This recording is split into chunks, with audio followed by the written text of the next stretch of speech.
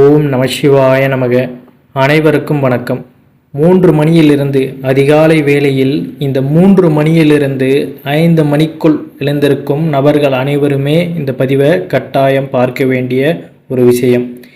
அப்படி என்ன இந்த நேரத்திற்கு அவ்வளோ விசேஷம் இருக்கிறது என்று பார்த்தீங்கன்னா, இந்த நேரத்தில் தான் அனைத்து விதமான தெய்வீக ஆற்றல்களும் உலாவக்கூடிய ஒரு நேரம்.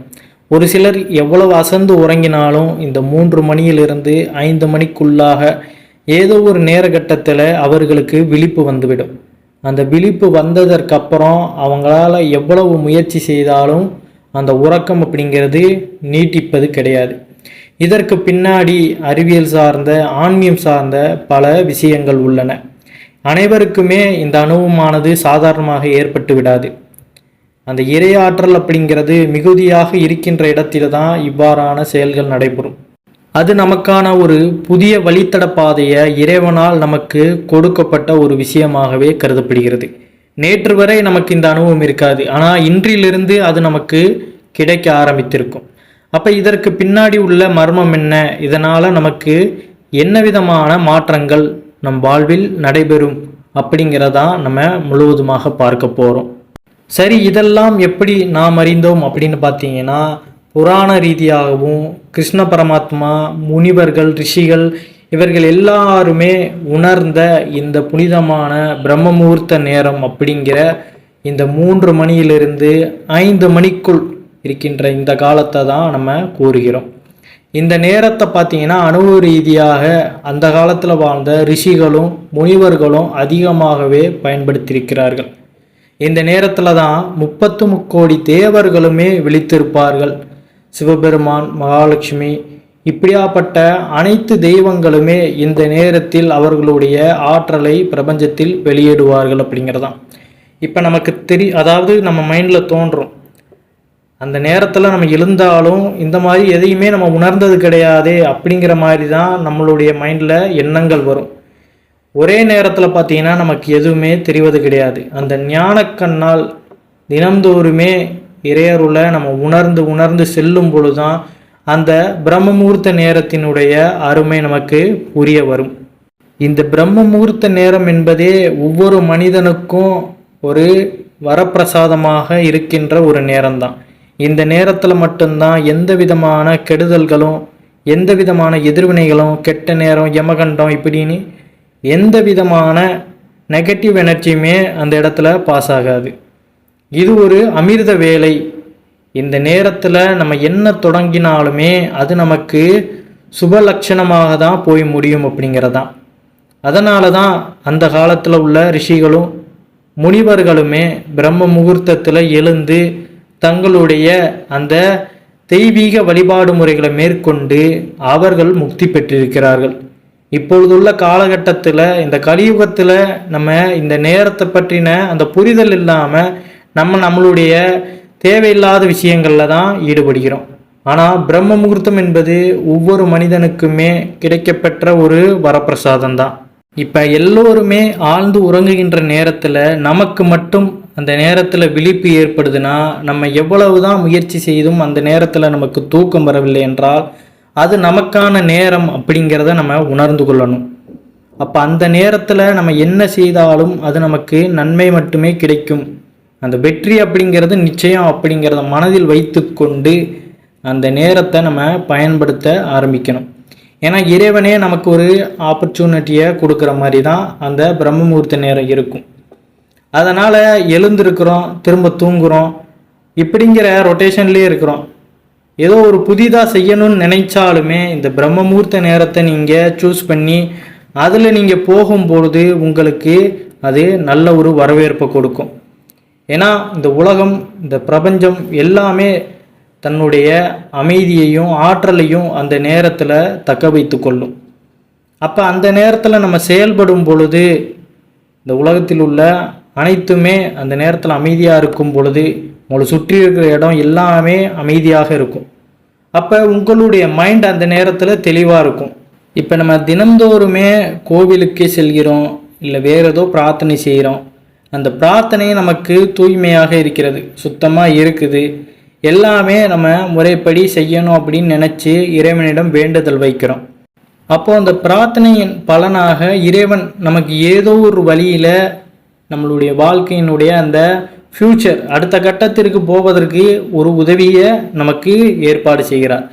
அதற்கு பார்த்தீங்கன்னா நமக்கு பல வழிகள் கிடைத்து கொண்டு தான் இருக்கும். ஆப்பர்ச்சுனிட்டிஸ்லாம் பல வழிகளில் இறைவன் நமக்கு கொடுத்து கொண்டு தான் இருப்பார். ஆனால் அது நம்ம அறியாமல் என்னமோ நினச்சி நம்ம பாட்டுக்கு போயிட்டே இருப்போம். இப்போ காலையில் நிறைய பேர் பார்த்தீங்கன்னா அலாரம் வச்சு அதுவுமே எந்திரிக்காமல் போயிடுவாங்க. ஆனால் அலாரமே வைக்காமல் அன்றாடம் தினந்தோறுமே அதிகாலை வேளையில் சில பேர் எழுந்து கொண்டே இருப்பாங்க. அப்போ அவங்கள பார்த்தீங்கனாலே உங்களுக்கு தெரியும், அவங்களுடைய வாழ்க்கையில் அடுத்த கட்டத்தை டக்குன்னு முன்னேறி கொண்டே போவாங்க. அப்போ அதற்கு காரணம் என்ன? அப்போ அவர்களுடைய அந்த செயல்பாடுகள் அந்த நேரத்தில் நல்லபடியாக நடந்து கொண்டிருக்கின்றது. இது அறிந்து சில பேர் செய்வாங்க, சில பேர் அறிய மாட்டாங்க, எழுந்திருப்பாங்க. ஆனால் அவர்களுக்கு என்ன செய்வதென்றே தெரியாது, அந்த நேரத்தை சும்மா யூஸ் பண்ணிக்கிட்டு போயிட்டுருப்பாங்க.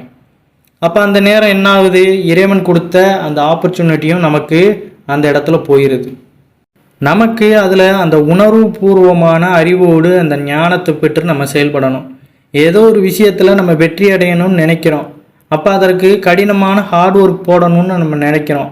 ஆனால் நம்ம அதில் முயற்சி செய்ய மாட்டோம். எனக்கு டைம் இல்லை, எனக்கு நேரம் இல்லை அப்படின்னு நம்ம ஒதுக்கிட்டே இருப்போம். ஆனால் இறைவன் நமக்கான அந்த நேரத்தை ஒதுக்கி அதற்குன்னு தயார்படுத்தி நம்மளை எழுப்பி விடுவார். இப்போ இந்த பிரம்ம முகூர்த்த நேரத்தில் நம்ம எழுந்திருக்கோம்னாலே நம்மளுடைய ஆப்பர்ச்சுனிட்டிஸ், அந்த விஷயங்களை எல்லாத்தையுமே லட்சியங்களை அடைவதற்கான ஒரு வழி தான். ஒரு தொழில் செய்கிறோமானாலும் இருந்தாலும் சரி, இல்லை வாழ்க்கையில் வேறு ஏதாவது விஷயங்கள் படிக்கிறதோ எதுவாக இருந்தாலும் நமக்கு இந்த பிரம்ம முகூர்த்த நேரத்தில் விழிப்பு ஏற்படுதுன்னா அதை நோக்கி நம்ம வெற்றியடைவதற்கான அந்த பயணத்தை ஏற்படுத்தி கொள்வதற்காக இறைவனே நமக்கு இதை கொடுக்கிறார் அப்படிங்கிறதான். நம்ம கடுமையாக பிரார்த்தனை செய்வோம், எனக்கு எல்லாமே நல்லபடியாக நடக்கணும், நான் வேண்டியிருக்கிறது இந்த வேலைக்கு நான் போகணும், அது இதுன்னு எல்லாமே பண்ணுவோம். ஆனால் அதற்குண்டான அந்த வேண்டுதலை இறைவன் ஏற்று இந்த பிரபஞ்சத்திடம் சொல்லி நமக்கு அந்த பிரபஞ்சம் இந்த நேரத்தை ஒதுக்கி கொடுக்கும். அப்போ இந்த பிரம்ம முகூர்த்த நேரத்தில் நம்ம கண் விழிக்கிறோம் அப்படின்னாலே நம்ம கட்டாயம் அதை பயன்படுத்தி கொள்ளணும். அப்படின்னு தான் கண் விழிக்கிறோம், தூக்கம் வரமாடுக்கு, செல்லை பார்க்குறோம், அப்படியே நேரத்தை ஓட்டுறோம் அப்படின்னா இதில் நமக்கு எந்த ஒரு பிரயோஜனமும் கிடையாது. ஆராய்ந்து பார்க்கணும். இந்த நேரத்தில் தான் அனைத்து விதமான ரிஷிகளும் முனிவர்களும் அவர்களுடைய இறையாற்றலை பெற்று முக்தியும் பெற்றிருக்கிறார்கள். ஏன்னா அவ்வளோ விசேஷமானது. உலகம் அமைதியாக இருக்கும், சுத்தமான காற்று, எல்லாமே அமைதியாக இருக்கும் பொழுது நீங்கள் உங்களுடைய வேலைப்பாடுகளை அந்த நேரத்தில் ஈடுபடும் பொழுது அது உங்களுக்கு நல்ல ரிசல்ட் கொடுக்கும். இப்போ இரவு நேரத்தில் நீங்கள் ஏதாவது ஒரு வேலை செய்கிறீங்கன்னா உங்களுடைய உடல் அந்த இடத்துல ஒத்துழைக்காது. உங்களை சுற்றி இருக்கிற நிலையும் பார்த்தீங்கன்னா அந்த இடத்துல சாதகமாக உங்களுக்கு இருக்காது. அப்போ அதே நீங்கள் காலை நேரத்தில் அந்த பிரம்ம முகூர்த்தம் உங்களுக்கான அந்த வாய்ப்பை கொடுக்கும் பொழுது, இறைவனால் அந்த வாய்ப்பு நமக்கு வரும் பொழுது அதை பயன்படுத்தி கொள்வது தான் நமக்கு வெற்றிகளை வாழ்வில் வந்து சேர்க்கும். இப்போ உள்ள இந்த கலியுகத்தில் ஆசைகளும் நிறைய விதமான அந்த மாயைகளும் நிறைந்திருப்பதனால எந்த ஒரு மனிதனாலும் இந்த பிரம்ம முகூர்த்த நேரத்தை புரிந்து கொள்ள முடிவது கிடையாது. ஏன்னா ஒரு விஷயத்தை பார்த்தீங்கன்னா எந்நேரமும் சஞ்சலப்பட்டு யோசிக்கின்ற ஒரு மனநிலை இப்போ உள்ள கலியுகத்தில் நிறைய மனிதர்களிடம் காணப்படுகிறது. அந்த காலத்தில் வாழ்ந்த ரிஷிகளும் முனிவர்களும் சாயங்கால வேளையிலேயே தன்னுடைய அந்த இரவு உணவை கழித்து விட்டு அதற்கப்புறம் பார்த்தீங்கன்னா உறங்கச் சென்று விடுவார்கள். அப்போ அந்த சாயங்கால வேளையில் அவர்கள் உறங்கும் பொழுது என்னாகிறதுனா அவர்களுக்கு தேவையான உறக்கமும் கிடைத்து அந்த அதிகாலை வேளையான பிரம்ம முகூர்த்தத்திலையும் அவர்கள் எழுந்து கொள்கிறார்கள். இப்போ நம்ம எல்லாருமே பார்த்தீங்கன்னா தூங்குகிறோம். எந்த நேரத்தில் தூங்குவோம்? மேக்சிமம் பார்த்தீங்கன்னா ஒரு 9 மணிக்கு இல்லை 8 மணிக்கெல்லாம் தூங்குவது தான் சிறந்த ஒரு ஆரோக்கியம் அப்படின்னு சொல்லப்படுகிறது. லேட்டாக நம்ம உணவு எடுத்துக்கொள்வதும் இல்லை நம்ம 11 மணி வரை 12 மணி வரை ஃபோன் யூஸ் பண்ணிட்டு தூங்குவதும் நமக்கு எந்த விதமான முன்னேற்றத்தையும் ஏற்படுத்தி கொடுக்காது. இப்போ உள்ள டவுன்ஃபால் எல்லாருக்குமே பார்த்தீங்கன்னா காரணம் இதுதான். சரியான உறக்கம் இருப்பது கிடையாது. ஏதோ ஒரு தவறான விஷயத்தை நினைத்து கொண்டு அதையே பொழுதை கழித்து கொண்டு போவது, இப்படியான பல காரணங்கள் இப்போ உள்ள காலகட்டத்தில் இருக்கத்தான் செய்யுது.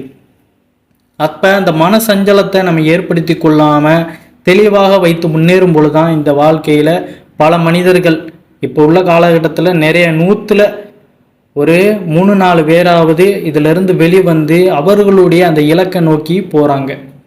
அப்போ அந்த பாதி பேர் என்ன பண்ணுறாங்க, நம்ம என்ன செய்யணும் என்ன செய்யக்கூடாது அப்படிங்கிறது தெரியாமலேயே நேரத்தை கழித்து கொண்டு அவர்களுக்கான அந்த நல்ல வாய்ப்புகள் இருந்தாலுமே அதையுமே இவர்கள் தவறவிட்டு விடுகிறார்கள். அப்போ அந்த டிசிப்ளின் நமக்கு அது கிடைக்கும், அதை நம்ம பயன்படுத்தும் பொழுது தான் நம்ம வாழ்க்கையில் முன்னேற முடியும். ரிஷிகளும் முனிவர்களும் இதை முறையாக பின்பற்றி அந்த இயற்கையோடு வாழ்ந்ததுனால தான் இன்றைய காலகட்டத்தில் அவர்கள் பூராமே முக்தி அடைந்து இறையாற்றல் பெற்று இறைவனுக்கு சமமாகவே வாழ்ந்திருக்கிறார்கள். இப்போ உள்ள காலகட்டத்தில் நம்ம எல்லாருமே மாய ஆசைகளுக்கு அடிபட்டு அதிலேயே மூழ்கி கிடப்பதனால அதிலிருந்து வெளிவர முடியாமல் நம்ம எல்லாருமே திணறடிக்கப்படுகிறோம்.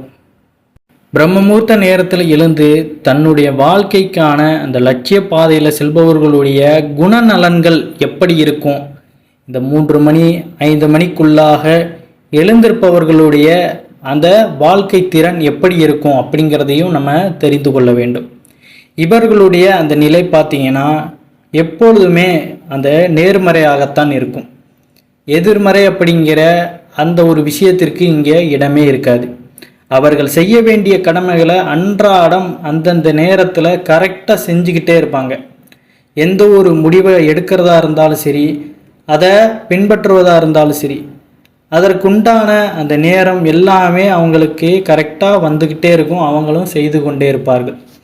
ஒரு விஷயத்திற்காக அந்த கிடைக்கலையே, அந்த இடம் நமக்கு இல்லையே, அந்த பொருள் நமக்கு கிடைக்கல அப்படிங்கிற அந்த எந்த ஒரு மாய ஆசைகளுக்கும் இவர்களிடம் இடம் இருக்காது.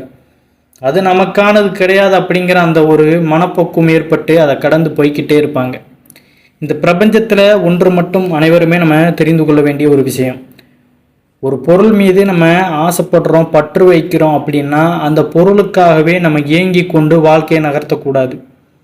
அது நமக்கான பொருள், அது நமக்காக கிடைக்க வேண்டும், இறைவன் நமக்கு அதை கொடுப்பதாக இருந்தால் அது ஏதோ ஒரு ரூபத்தில் நமக்கு வந்து சேரும். அதற்காக அதில் ஏங்கி கொண்டு அதற்காகவே நம்ம வாழ்க்கையை செலவிடும்போது நம்முடைய ஃப்யூச்சர் பார்த்திங்கன்னா அந்த இடத்துல ஸ்பாயில் ஆயிரும். அப்போ நம்மளுடைய கடமைகளை நம்ம பாட்டுக்கு செஞ்சுக்கிட்டே இருக்கணும். ஆசைப்படுறது அப்படிங்கிறது மனிதனுடைய இயல்பு தான். அதற்காக அந்த ஆசையே வாழ்க்கையாக நம்ம கொண்டு போய் விடக்கூடாது. நம்மளுடைய கடமைகள் தினசரி நம்ம என்ன செய்யணும், எப்படி நம்மளுடைய வாழ்க்கையில் போய்கொண்டு இருக்கிறோம், உயர்த்துகிறோம் அப்படிங்கிறத நம்ம தினசரி யோசித்து பின்பற்றி செல்லும் பொழுது தான் அது நமக்கு ஆக்கப்பூர்வமான வழியை கொடுக்கும் அப்படிங்கிறது. அதை தவிர்த்து இந்த பிரம்மமுகூர்த்த நேரத்தில் எழுந்திருப்பவர்கள் எப்பொழுதுமே பார்த்திங்கன்னா அதிகமாக பேச மாட்டார்கள். அதாவது சைலண்டாக அவங்களுடைய காரியம் என்னமோ அதை அப்படியே செஞ்சுக்கிட்டே போய்கிட்டே இருப்பாங்க. எந்த ஒரு விஷயத்திலையும் பிடிச்சிக்கிட்டு அதை விடாப்பிடியாக பிடிச்சிக்கிட்டு இருக்கணும் அப்படிங்கிற மாதிரிலாம் இருக்க மாட்டாங்க. தங்களுக்கு வருகிறதா அதை செய்து கொண்டு தங்களுடைய வாழ்க்கையை பார்த்திங்கன்னா செம்மையாக ஒரு பாதையில் செயல்படுத்தி கொண்டே போவார்கள். அந்த அமைதி குணம் அப்படிங்கிறது இருக்கும். பக்கத்தில் இருக்கவன் அப்படி போகிறானே இப்படி இருக்கானே அப்படி இப்படிங்கிற எந்த ஒரு எதிர்மறையோ இல்லை மாயைகளோ அவர்களை சூழாது. எப்பொழுதும் முகத்தில் ஒரு புன்னகையோடு அவர்கள் வாழ்க்கையானது நகர்ந்து கொண்டே இருக்கும். மனதிலும் பார்த்திங்கன்னா எந்த ஒரு கவலையும் இருக்காது. ஏன்னா காலையில் நீங்கள் இரவு தூங்கும்பொழுது பல விஷயங்களை யோசிச்சிருப்பீங்க.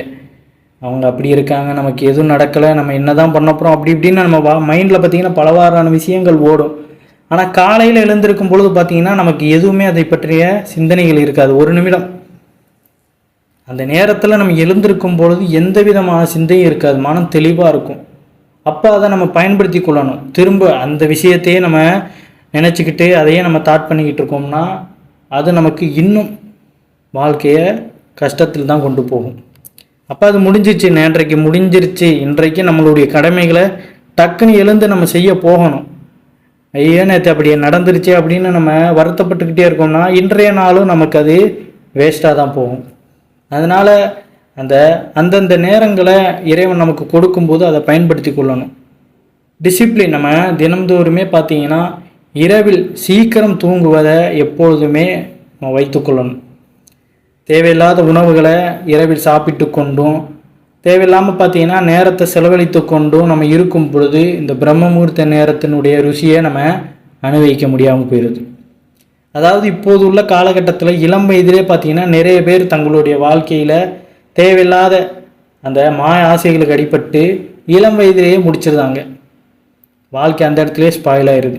ஆனால் இதற்கு அப்புறம்தான் இவர்களுக்கான அந்த நல்வாழ்க்கை இருக்கிறது அப்படிங்கிறத உணர்வது கிடையாது. அப்போ இப்போ நம்ம ஹார்ட் ஒர்க் போட்டு நம்ம செயல்படும் பொழுது தான் பிற்காலம் நமக்கு பிரகாசமாக இருக்கும் அப்படிங்கிறதையும் உணர்ந்து கொள்ள வேண்டும். காலை வேளையில் நம்ம அதிகாலையில் சூரியன் உதயமாகும் நேரத்தில் வெளியே வந்து அந்த சூரியனுடைய வெளிச்சம் நம் உடம்பில் படுமாறு நம்ம உலாவ வேண்டும். அந்த காலையில் சூரிய வெளிச்சம் நம்ம பூமிக்கு வரும் பார்த்தீங்களா, அந்த நேரத்தில் எந்த விதமான அந்த சூரிய கதிர்களில் புற ஊதா கதிர்கள் அப்படின்னு இருக்குது. அது நமக்கு தீமை அளிக்கக்கூடியது. அது அந்த காலை நேரத்தில் சூரியன் உதயமாகும் அந்த 2 மணி நேரம் பார்த்தீங்கன்னா நமக்கு அது நல்ல ஒரு கதிர்களாக வந்து சேரும். அந்த புற ஊதா கதிர்கள் இல்லாமல் மனிதர்களுக்கு அந்த வெளிச்சமானது உடலிற்கு தேவையான வைட்டமின் டி அப்படிங்கிற ஒரு ஊட்டச்சத்தை கொடுக்கக்கூடியது. அப்போ அந்த நேரத்தில் நம்ம வெளிவரும் பொழுது இதன் மூலியமாகவும் சூரியனுடைய கதிர்கள் மூலியமாகவும் நமக்கு உடலுக்கு தேவையான அந்த ஒரு சத்துமே கிடைக்குது. இப்படி பார்த்தீங்கன்னா பலவிதமான அற்புதங்களை அடக்கி வைத்திருக்கின்ற ஒரு நேரம்தான் இந்த பிரம்ம முகூர்த்தம், அமிர்த முகூர்த்தம். அதனால் இதை யாருமே தவற விடாதீங்க. இப்போ உள்ள காலகட்டத்தில் பார்த்தீங்கன்னா நிறைய மனிதர்கள் புலம்புவாங்க, கடவுள் அவங்களுக்கு அப்படி வாழ்க்கையை கொடுத்துருக்காரு, எனக்கு ஒன்றுமே கொடுக்கலையே அப்படிங்கிற மாதிரி நிறைய பேர் புலம்புவாங்க. எல்லோருக்குமே பார்த்தீங்கன்னா எல்லா வாழ்க்கையுமே ஒரே மாதிரியாக தான் கிடைக்கிறது. அவங்களுக்குள்ள மாதிரி தான் அறிவு எல்லாமே இருக்கும். ஆனால் அதை பயன்படுத்துவது அப்படிங்கிறதான் அந்த இடத்துல நமக்கு இல்லாமையாக போய்விடுகிறது. ஒவ்வொரு மனிதனும் பார்த்தீங்கன்னா இப்போ ஒரு நல்ல உயர்ந்த இடத்துல இருக்கானா அதற்கான ஹார்ட் ஒர்க் போட்டு அவங்க முறைப்படி அதை செய்து அந்த உயரத்தில் இருக்கிறாங்க. அதை பார்த்து ஒருத்தன் பொறாமைப்படுறானா அதில் எந்த ஒரு பயனுமே அந்த பொறாமைப்படுகின்ற நபருக்கு கிடையாது. நம்மளும் அதற்கான எஃபோர்ட் போட்டு அந்த மாதிரி ஹார்ட் ஒர்க் பண்ணி நம்ம முயற்சி செய்தால் நம்மளும் வெற்றி பெறலாம். அதை தவிர்த்து பார்த்தீங்கன்னா நம்ம புலம்புவதனால எந்த ஒரு விஷயமும் நமக்கு கிடைப்பது கிடையாது. நம்ம புலம்புவதனால இறைவன்ட்டு போய் நம்ம அழுவதனாலேயோ நமக்கு எதுவும் கிடைக்காது. இந்த மாதிரியான நேரங்களை எது மூலியமாகத்தான் நமக்கு இறைவன் பார்த்தீங்கன்னா ஒரு வெளிச்சமான வாழ்க்கையை நமக்கு கொடுப்பார். அந்த ஒளிமயமான அந்த காலத்தை எதிர்காலத்தை நோக்கி நம்ம போகும்பொழுது இந்த மாதிரியான நேரங்கள் எல்லாம் நம்மளுடைய வாழ்க்கையில் நமக்கு ஒரு உந்துகோலாக வந்து சேர்கிறது. அதனால் இதெல்லாம் பயன்படுத்தி கொள்ளணும். தினந்தோறுமே பார்த்தீங்கன்னா சீக்கிரம் முறையான அந்த தூக்கத்தை தங்களுக்குள் ஏற்படுத்தி கொள்ளுங்கள் அனைவருமே. இந்த முறையான உறக்கம்தான் ஒருவருக்கு நல்ல ஒரு ஆற்றலை அவர்களுடைய உடலில் கொண்டு வந்து சேர்க்கும். ஏன்னா உறக்கம் இல்லாமலும் நம்ம அதிகாலை வேளையில் எழுந்து நமக்கு எந்த ஒரு பிரயோஜனமும் கிடையாது. உடலானது பார்த்திங்கன்னா சோர்வு நிலையில் தான் இருக்கும். அப்போ முறையான உறக்கம், ஆரோக்கியமான உணவு, இவ்வாறான விஷயங்கள் அனைத்துமே நமக்கு வாழ்க்கையில் நம்மளுடைய உடலில் அந்த நல்ல பலனை கொடுத்து அந்த உடலுக்கு பார்த்திங்கன்னா நல்ல ஒரு எல்லாத்தையுமே அப்சர்வ் பண்ணுற அந்த எனர்ஜியை கொடுத்து நம்ம வாழ்க்கையில் நம்மளை முன்னேற்ற பாதைக்கு கொண்டு வந்து சேர்க்கும். அதுதான் ஆரோக்கியமும் கூட. இப்போ நம்ம லேட்டாக சாப்பிட்றோம், லேட்டாக தூங்குகிறோம், ஆரோக்கியம் இல்லாத உணவுகளை நம்ம சாப்பிட்டு கொண்டு இருக்கிறோம் அப்படிங்கிற நாளில் பார்த்திங்கன்னா நம்மளுடைய உடலில் அந்த சோர்வு நிலை ஏற்பட்டுவிடும். உடல் தனது ஃபோக்கஸ் நிலையை இழந்து அது என்ன செய்யணும் அப்படிங்கிறதையே தன்னுடைய மைண்டில் ஏற்றிக்காமல் கண்ட மணிக்கு பார்த்திங்கன்னா அதனுடைய செயல்பாடுகளில் போய்கொண்டு இருக்கும்.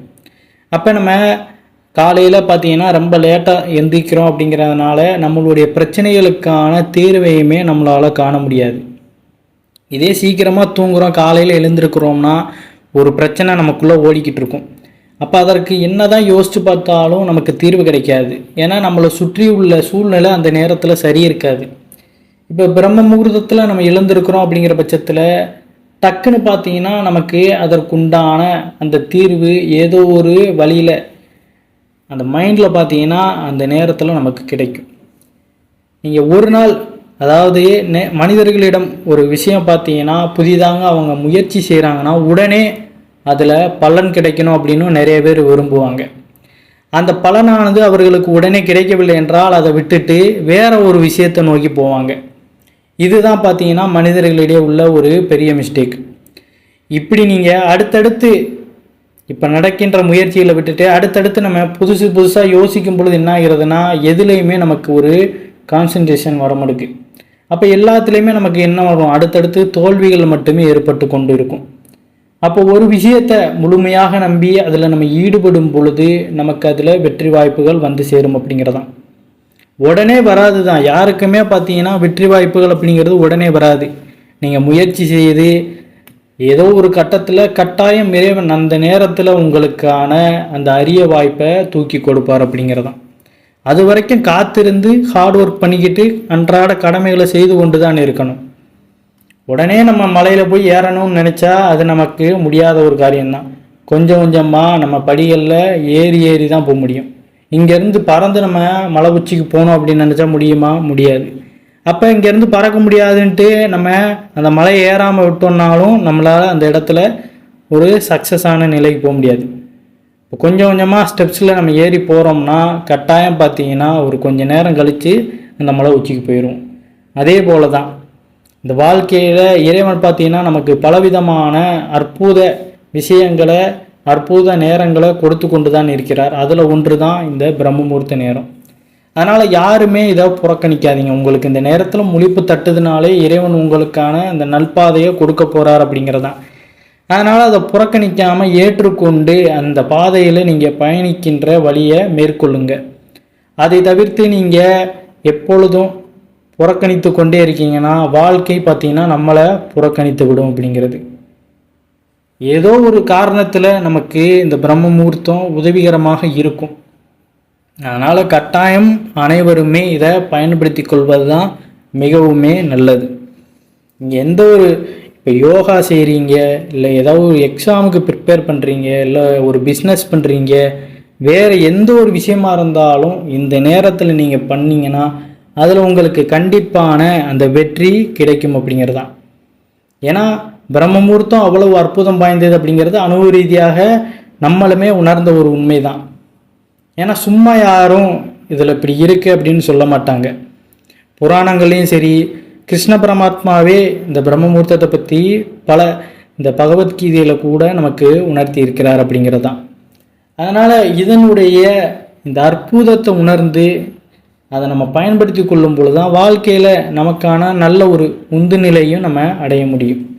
அதனால் அனைவரும் இந்த மாதிரியான பொற்கால நேரங்களை பயன்படுத்தி கொண்டு இறைவன் நமக்காக இந்த நேரத்தை அர்ப்பணித்திருக்கிறார் அப்படிங்கிறத புரிந்து கொண்டு காலையில் எழுந்திருக்கிறீங்க, அந்த பிரம்ம முகூர்த்தத்தில் எழுந்திருக்கீங்கனாலே அதை பயன்படுத்தி கொண்டு வாழ்க்கையில் முன்னேறுவதற்கான வழியை பாருங்கள் அப்படிங்கிறதான்.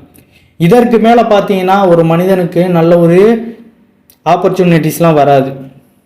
கிடைக்கிறத தக்க வச்சுக்கிடணும். அதுக்கப்புறம் பார்த்தீங்கன்னா அதை நம்ம விட்டுட்டு போயிருச்சேன்னு அழுவுறதுல புலம்புறதுல எந்த ஒரு பயனுமே கிடையாது. எல்லா மனிதனுமே ஹார்ட் ஒர்க் பண்ணி கட்டாயம் பார்த்தீங்கன்னா நல்ல நிலைக்கு வர முடியும். கட்டாயம் டிசிப்ளினோட உங்களுடைய ஹார்ட் ஒர்க்கை நீங்கள் போடுங்க, அன்றாட பணிகளையும் செய்யுங்க. இறைவன் ஏதோ ஒரு கட்டத்தில் உங்களுடைய வாழ்க்கையை உயர்த்தி உங்களை நல்ல நிலைக்கு கொண்டு வருவார் அப்படிங்கிறதான். எந்த ஒரு மாய ஆசைகளுக்கும் அடிபணிந்து விடாதீர்கள். இறைபாதையிலே சென்று இறைவனோடு ஒன்றிழந்து உங்களுடைய ஒழுக்க முறையில் நல்ல வழியில் முன்னேறுவதற்கு எல்லோருக்கும் அனைவருக்கும் எல்லாம் வல்ல அந்த இறைவனை நானும் வேண்டிக் கொள்கிறேன். அனைவரும் உங்களுடைய வாழ்க்கையில் உங்களுடைய நிலையிலிருந்து நல்ல நிலை அடைந்து நலமோடு வளமோடு நல்ல செல்வ வளத்தோடு வாழ்வதற்கு நானும் இறைவனை வேண்டிக் கொள்கிறேன். இந்த பதிவை கேட்டதற்கப்புறம் நாளையிலிருந்து உங்களுடைய வேலைகளை எல்லாம் கரெக்டாக அந்த பிரம்ம முகூர்த்த நேரத்தில் நீங்கள் செய்து பாருங்கள். ஒரு மாதம் கண்டினியூவாக முயற்சி செய்துக்கிட்டே வாங்க. ஒரு குட் ரிசல்ட் உங்களுக்கு கட்டாயம் கிடைக்கும் அப்படிங்கிறது தான். அதில் எந்த ஒரு மாற்று கருத்துமே கிடையாது. நிதர்சனமான ஒரு உண்மை.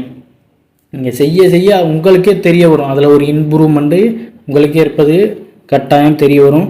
அதனால் அனைவருமே இந்த முயற்சியை மேற்கொண்டு வாழ்க்கையில் பயனடைந்து வளமோடு வாழ வேண்டும். நன்றி, வணக்கம். மறக்காமல் நம்மளுடைய சேனலையும் நம்ம சிவன் கோயில் சேனலையும் சப்ஸ்கிரைப் பண்ணி வச்சுக்கோங்க.